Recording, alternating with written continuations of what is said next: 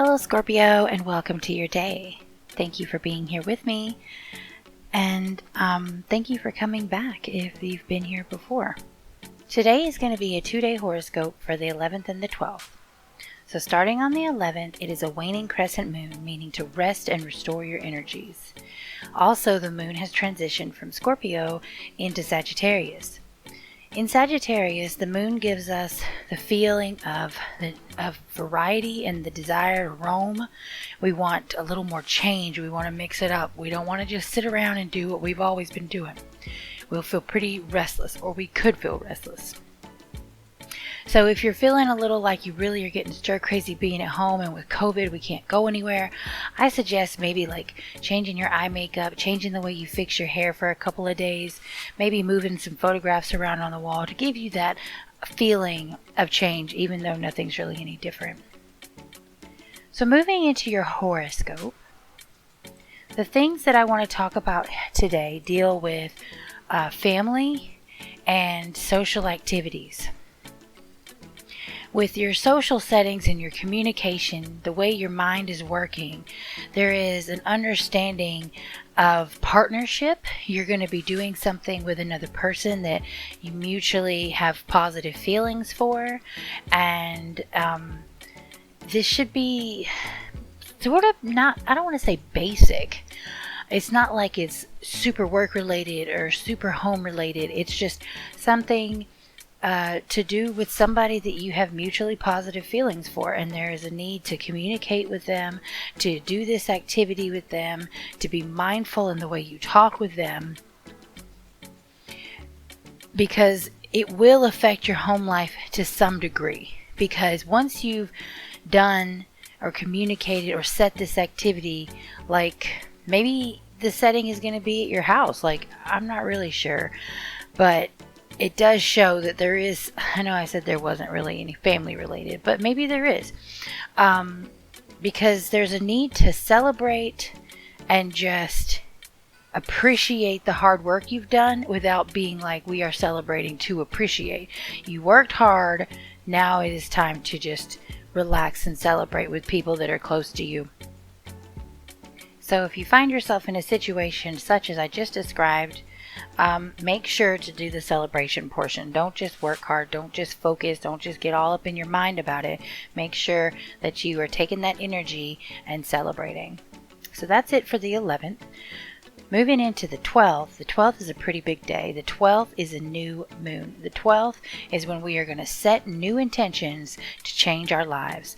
When the new moon comes, we want to just focus on one thing. I say one thing, but focus on something attainable that we need to change in our life. And I stress that you pick something that you've been ignoring, that you know you need to change, and you keep thinking, I need to do that, but I'll do it later. Pick that item to be the thing that you accomplish in the next 28 days. Something that will actually change your life, but is small enough to where you're not setting yourself up for disappointment. We are going to work on this together. Mine is going to be to clean out my closet, and yours can be anything from, looking for a job to spending more time alone to going and working on a painting that you have. It can be anything, but there's a goal in your life, something that you need and want, and is there, and you should focus on that.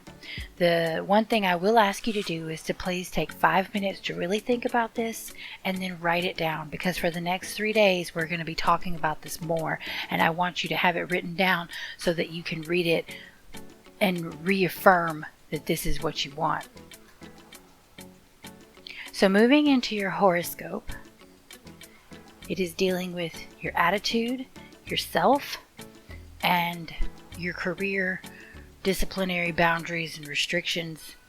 I always throw career into this category because there's a lot of restrictions with work. You're always forced to do what other people say, so it's just natural to think anything that deals with strict boundaries is automatically going to deal with your work.